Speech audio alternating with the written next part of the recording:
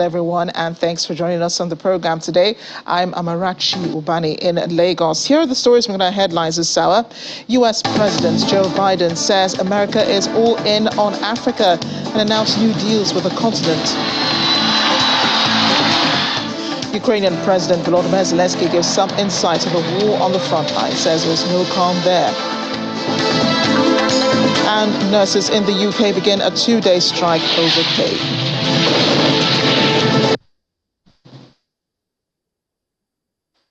Hello again, and let's get into it. The U.S. Africa Leaders Summit culminated in a dinner last night in which President Joe Biden hosted the 45 to 49 African leaders who made it to the summit this year. During the dinner, President Biden addressed what he called America's original sin, the enslavement of millions of people, and honored their descendants and the broader African diaspora community in the United States. Before dinner, President Biden told African leaders attending the 3-day summit in Washington, D.C., that the United States was all in on Africa's future. He also met leaders from Gabon, Liberia, and others facing 2023 elections for a discussion on elections and democratic principles. White House National Security Advisor Jake Sullivan said the United States is bringing resources to the table, adding that the U.S. commitment to investment in the African continent compares favorably to other countries. Our people lie at the heart of the deep and profound connection that forever binds Africa and the United States together. We remember the stolen men and women and children were brought to our shores in chains, subjected to unimaginable cruelty. My nation's original sin was that period. We honor their descendants who for generations have helped build this country and propel it to higher heights, leading the charge, blazing new trails, and forging a better future for everyone in America. Raising your glass to the people of America, to the people of the United States, to the people of Africa, and to the promise and potential of our partnership. Hear, hear. We share the same spirit. We want to advance our common agenda with you and take our partnership to the next level in an inclusive approach, bringing together governments, the private sector, civil society, and the African diaspora. With you. U.S. President Joe Biden and the African Union Summit, the African Union chairperson Macky Sall of Senegal. During the speech at dinner last night, President Biden also announced an agreement aimed at bolstering trade ties between the United States and Africa. It's been years since the U.S. took the front row seat in trade on the continent. President Biden said a new U.S. agreement with the African Continental Free Trade Area will give American companies access to 1.3 billion people and a market valued at $3.4 trillion. He listed companies that had made deals at the summit, including General Electric Company and Cisco Systems Incorporated. While Sino-U.S. competition is a clear backdrop, U.S. officials have been reluctant to frame the gathering as a battle for influence. President Biden did not name China in his remarks, and Washington has toned down its criticism of Beijing's lending practices and infrastructure projects amid calls for some African leaders for more American leadership.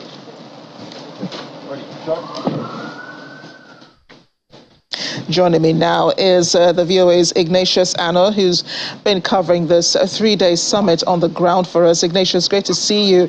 And the summit is pretty much over at this point. Do leaders even think it's been a success?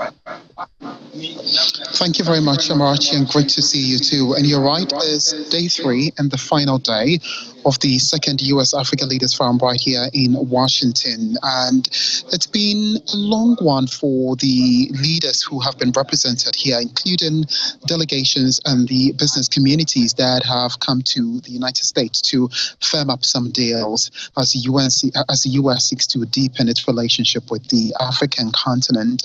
It's been a feeling of hope.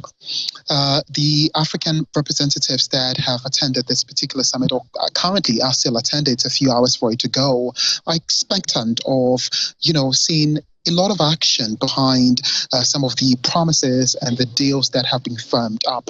Yesterday, as I was coming in from one of the departments, I would meet the director for the U.S. Trade and Development Agency, Enoti Ebon, who is a Nigerian born director for the organization here in the U.S. And it's an organization that is in charge of ensuring the infrastructure projects in Africa is provided, from healthcare to the digital economy. And she said to me, we just signed a deal with one of our partners, and I can tell you that right about now we're hitting the ground to make things work. So the African partners are expectant. They're hoping to see action on the ground. There have been extra $15 billion that was announced by President Joe Biden when he delivered his closing remarks on some of the deals that were signed at the forum yesterday, from the just energy transition to agriculture to roads and also clean water for folks in parts of the continent, and the mining industry as well in countries like the DRC and Zambia. So the African partners are expectant. Yesterday, we also heard from His Excellency Hiroshima of Zambia when $150 million was invested into the mining sector. And he says, it's a lot of money, but Zambia is expecting more. Zambia is wide open for investment from U.S. partners. So they're hopeful of more to come as the U.S. seeks to deepen its relationship with Africans. I can imagine. And President Biden also at the dinner last night talked about America being all in Africa. Did he reference China's influence on the continent in any way? The government have been strategic since the summit began. They're saying this partnership is not about what Africa has with other world powers. They are not trying to compete with anybody. The vision for President Biden and his administration is very clear. It's about a 21st century economic partnership. It's about a win-win situation. It's about ensuring that this partnership inures to the benefits not only on residents and citizens of the African continent, but folks here in the United States. Yesterday, President Biden did say that when Africa succeeds, indeed, the world succeeds as well. He went on to say that it's important that governments and institutions are capacitated to ensure the economic takeoff of the African continent. The U.S. sees Africa at this time as a critical voice moving forward in the global geopolitical space, and that's why it has been very intentional and has reiterated on many occasions that this is a partnership about U.S. and Africa and not any other world powers as I speak to you. Yeah, and I'd asked this question before, Ignatius, about what African leaders would bring into the table. You spoke about the bilaterals at the summit, but those bilaterals have been between, American partners and the African leaders. We haven't heard much about bilaterals between African leaders at the summit. Well, there have been several of those bilateral meetings ongoing, even on the sidelines of this three-day event. The U.S. Secretary of State, Anthony Blinken, has been meeting some of his, counterparts and the leaders as well. He had a meeting with the Tunisian President, Said Kaid. He also met with Felix Tshisekedi of the Democratic Republic of Congo, met with the Ghanaian President, Nana Dankwa Akufo-Addo, also met alongside several, other heads of state like the Ethiopian Prime Minister, Abiy Ahmed, and President of Rwanda, Paul Kagame, who indeed, raised some concerns, to the U.S. As they, chastises Rwanda for what's happening to one of the dissidents in that country, and he says that Rwanda will not tolerate that. So several of those bilateral meetings have been ongoing, where the U.S. government has expressed commitment to deepening the democracy on the continent, ensuring that elections that are held are free and fair, and also ensure that human rights are upheld in these countries.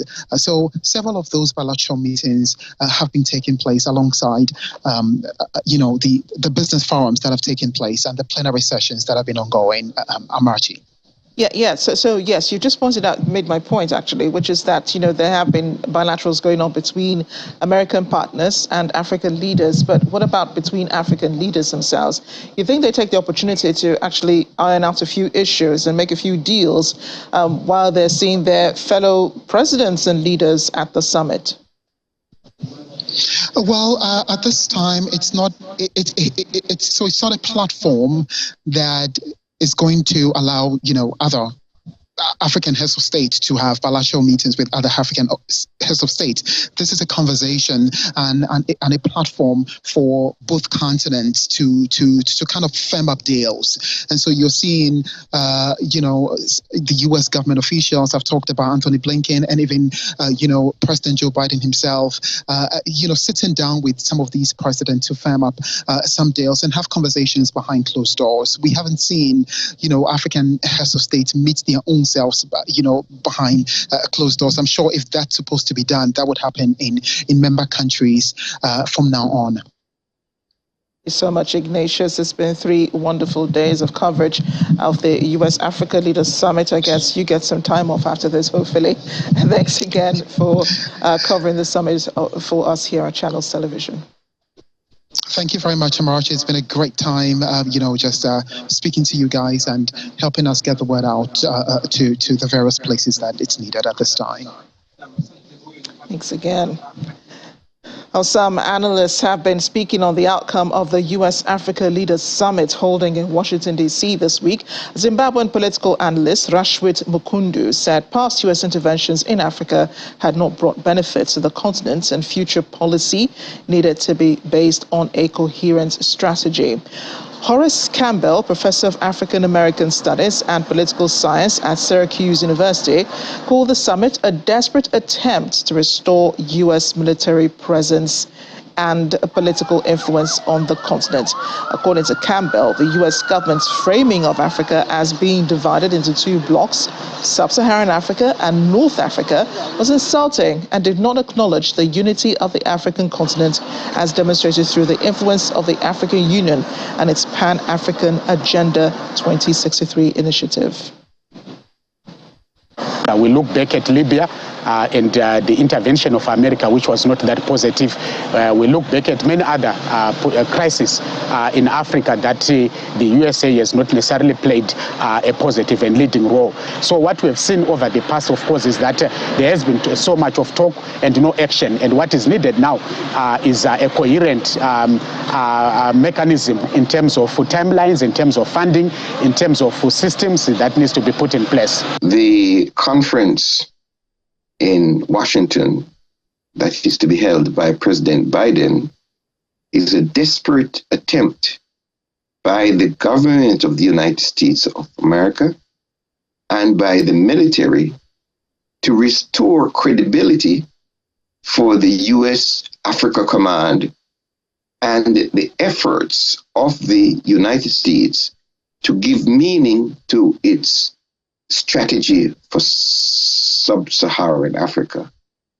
The global African constituency, especially African descendants in the United States, are completely opposed to this.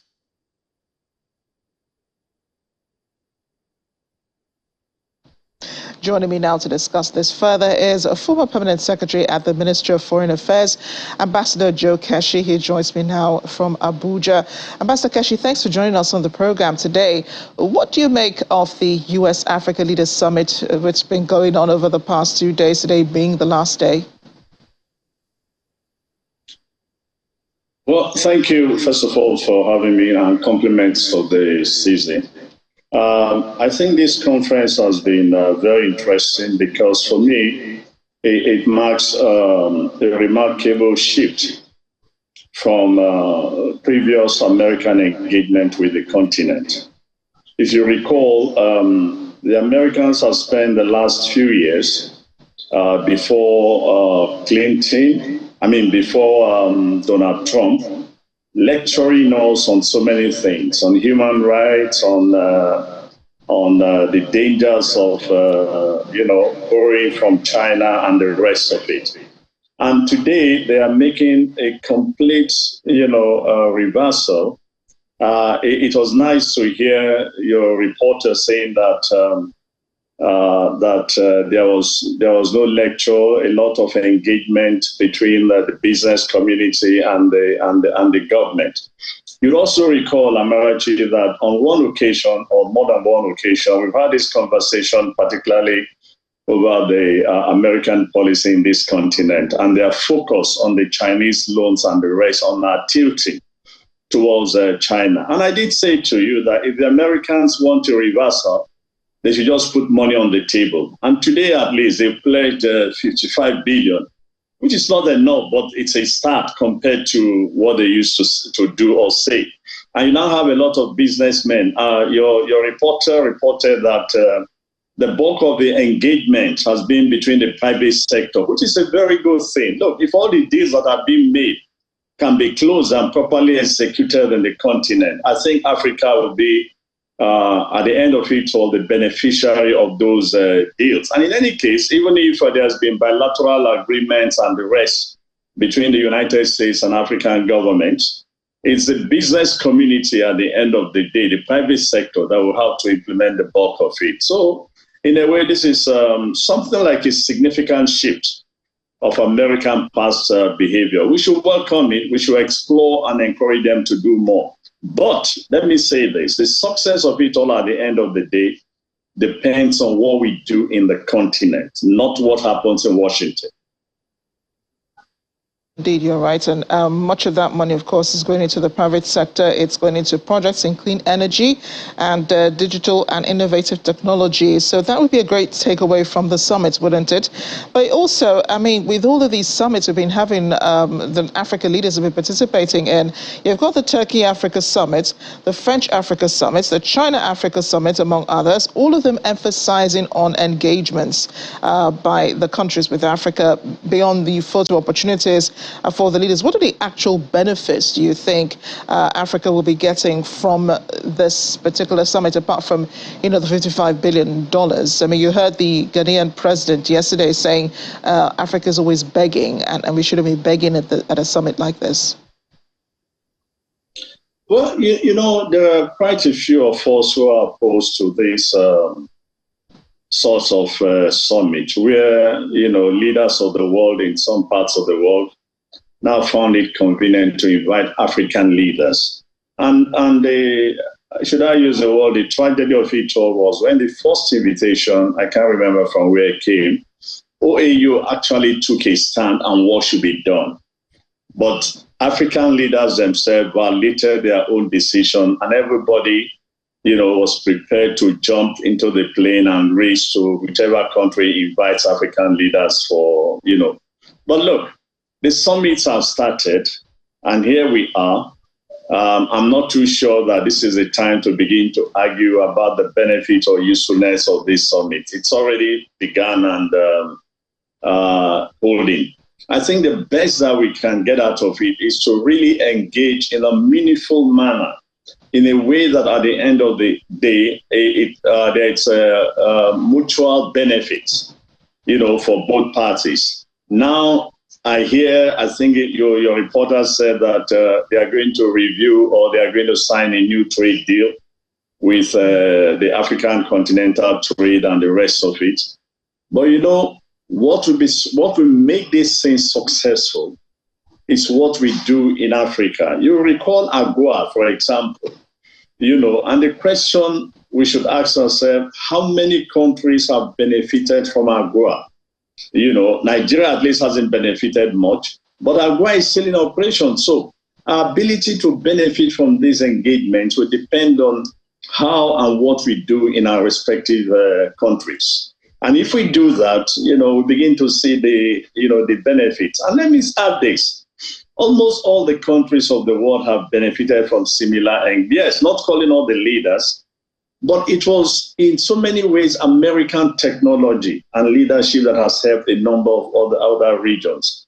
And so there's no reason why it shouldn't be the same for the African continent.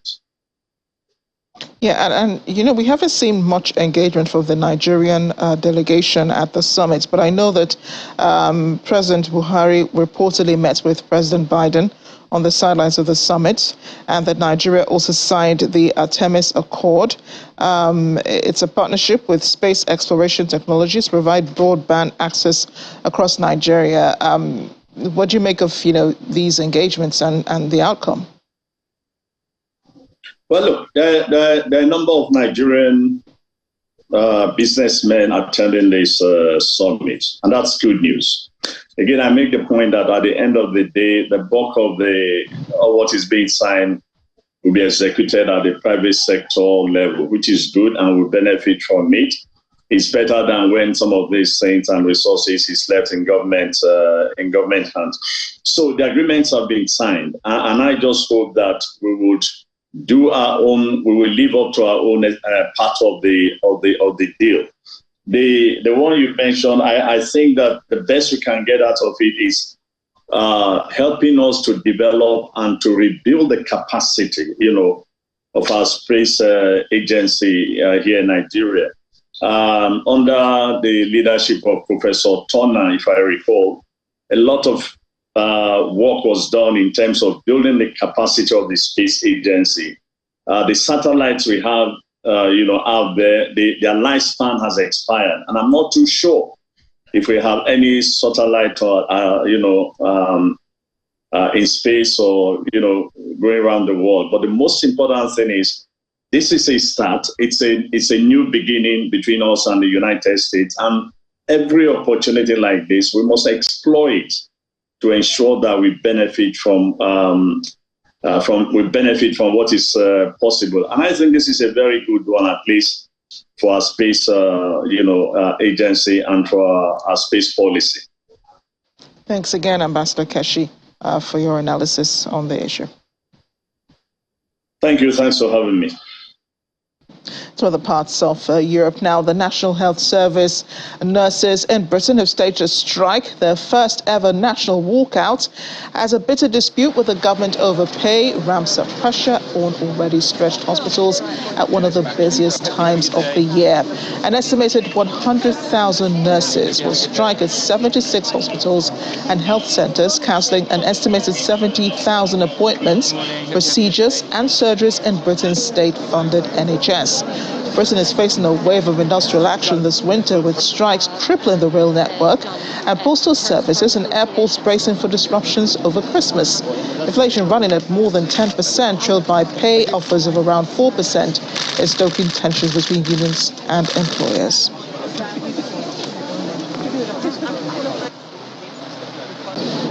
We're here because this government has turned its back on nursing. And when they turn their back on nursing, they've turned their back on patients, and they've turned their back on the NHS. I would love to say I was in negotiations with the government. They're refusing to negotiate with me. They bring me into a room, they tell me I can talk about anything but pay. They close their books, don't put an extra brown penny on the table, and they walk away, and they turn their back on the profession. I mean, it hasn't been an easy choice. You enter the nursing profession because you want to help people, care for people while they're unwell. But those who are unwell today, or those who are in need of care, are receiving that in the hospitals. They are staffed caring for those unwell patients. We have to acknowledge that we're only here because we've been pushed to this. We have been pushed to this occasion right now of being on strike, and there will be further strikes, but we have to acknowledge that we aren't here by choice, and that we've not done this on an easy whim. This is the right time to be striking, because that's when the nurses choose to strike.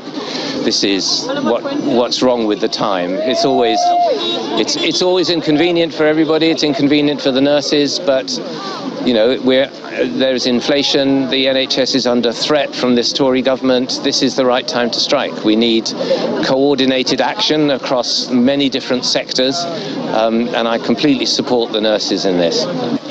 A cross-section of those at the protest grounds. Let's bring in our London correspondent, Teniola Oyetayo. Tenny, how serious and far-reaching is the strike today?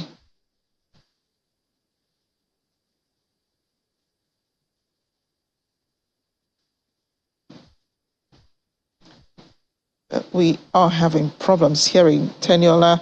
in her report. We're trying to figure what happened and get back to her so she can give her report of today's, the first day of the nurses' strike in the UK.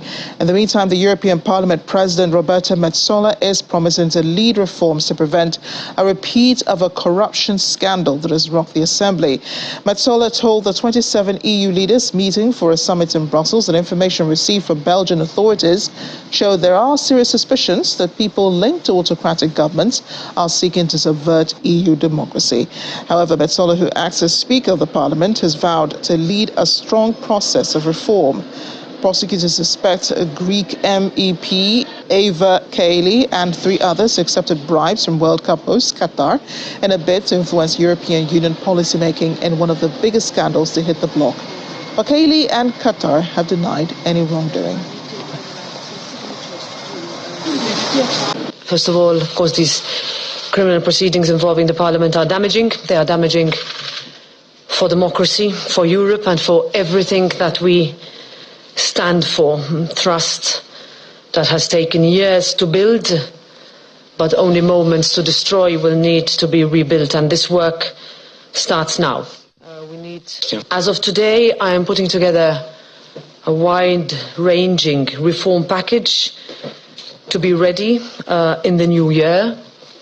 This will include a strengthening of the Parliament's whistleblower protection systems, a ban on all unofficial friendships groups, a review of the policing of our code of conduct rules, and a complete and in-depth look of how we interact with third countries. There are loopholes that will be filled if we talk, for example, about the activity of former members of the European Parliament, of who is currently on the transparency register, of who can enter the European Parliament. Now again, this is a parliament of 705 members, different political groups, different activities. But certain things that happened in this context will not be allowed to happen again. The hard work done by the European Parliament, made up of 705 members, while yes, overshadowed by what happened, should not take away from the fundamental principles that we hold dear, from the rules that we have already, can be tightened, can be improved, some can be overhauled. But at the end of the day, this corruption was investigated, was uncovered, and was caught. Welcome back to the program. Britain is facing a wave of industrial actions this winter. Strikes crippling the rail network, postal services and airports, and now nurses in the NHS are striking over pay. Our correspondent, Teniola Oyetayo, is in London with the latest for us. Tenny, how serious and far-reaching is the strike today? Hi, Marachi. So it is really huge for the NHS. We have about 100,000 nurses taking part, but of course, emergency services and critical services are still going on. But about 70,000 services, mostly pre-booked treatment, are said to be disrupted today. The Royal College of Nursing, which is the union leading the nurses' strike, has said it regrets this action, but nurses have been left with no choice but to embark on this walkout today, with another one set to take place next week, Tuesday, unless their demands are met. Well, this is a pretty interesting situation. I mean, coming from Nigeria, where we have seen doctors on strike a few times in the country. How much are the nurses demanding? Because we understand this is a strike over how much they're being paid. Amarachi, it's about the cost of living. Quite simply, the nurses want a pay rise significantly above inflation, which surged to a 41-year high of 11.1% in October. So that amounts to a 19% pay rise. The RCN says below inflation increases are compromising care by making it hard to attract and retain nurses, which puts a lot of pressure on those who are left behind. Already A&E waits and ambulance response times have hit their worst levels on record across the UK. So essentially, the working conditions are not good enough, and the pay is also, not good enough. Many nurses feel that the support shown to them during the COVID-19 pandemic has in some way evaporated, and they've been, forgotten. The Health Secretary, Steve Barclay, today said he understands their frustration, but the demands are unaffordable. The response to that, the Royal College of Nursing leader has accused the Health Secretary of turning his back on nurses with a failed talk on Monday this week. Currently, there are no plans for further talks, meaning next week's strike action will go ahead as planned. So is this also the response to the other strike actions in the country, the rail workers, the postal service workers, and of course the strikes at the airports, that, pay rise is unaffordable right now for these people?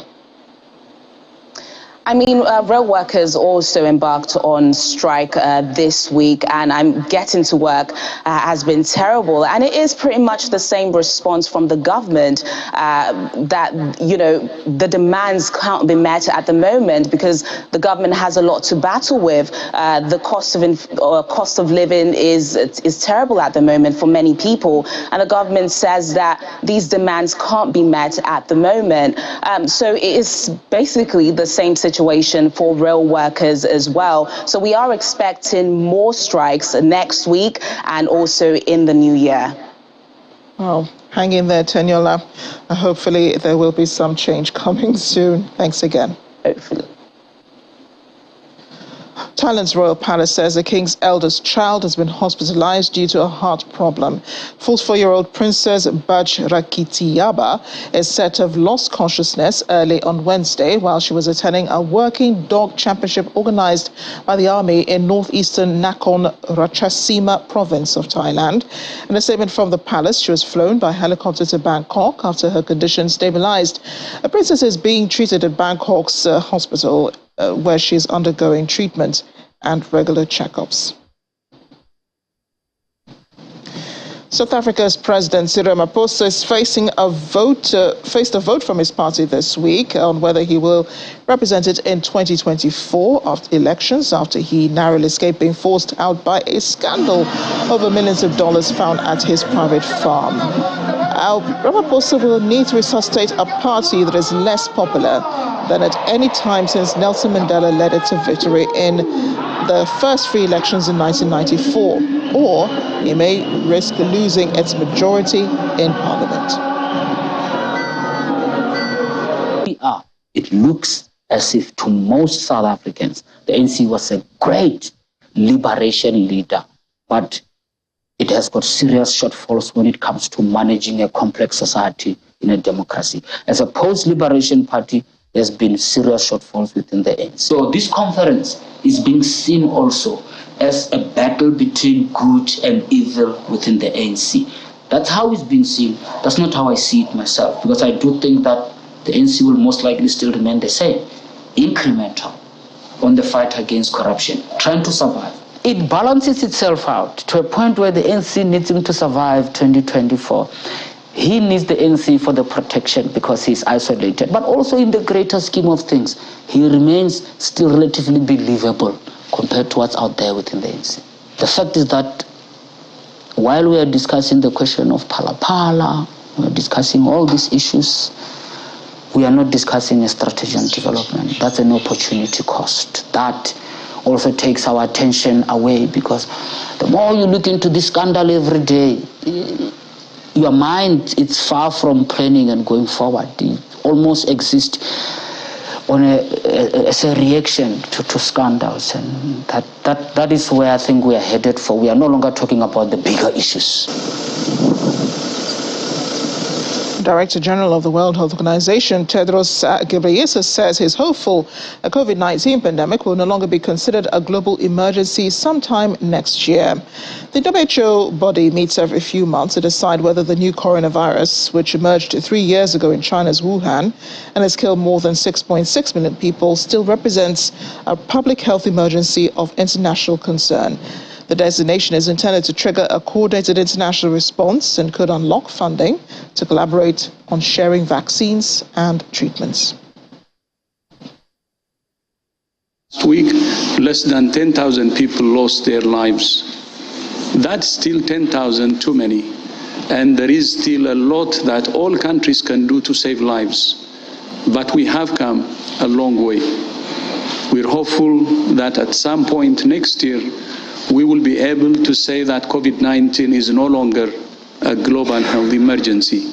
Although you did hear the DG say we still see between 8,000 and 10,000 deaths reported each week. These deaths are largely happening among people who are not vaccinated or haven't received the full number of doses that are recommended for them. So we feel there's much more work to be done.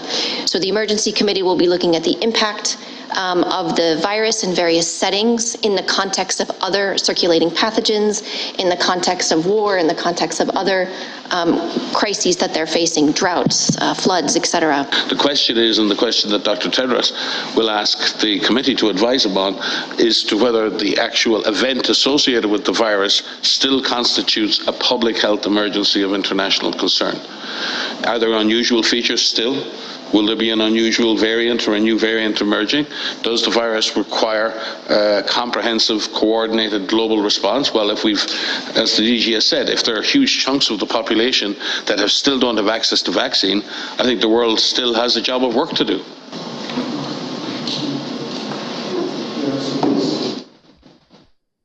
And as we end the program, inmates at a prison north of Barcelona in Spain have produced thousands of clay figurines of world leaders and celebrities with their pants down and defecating, and keeping with the tradition from the northeastern Catalonia region of Spain.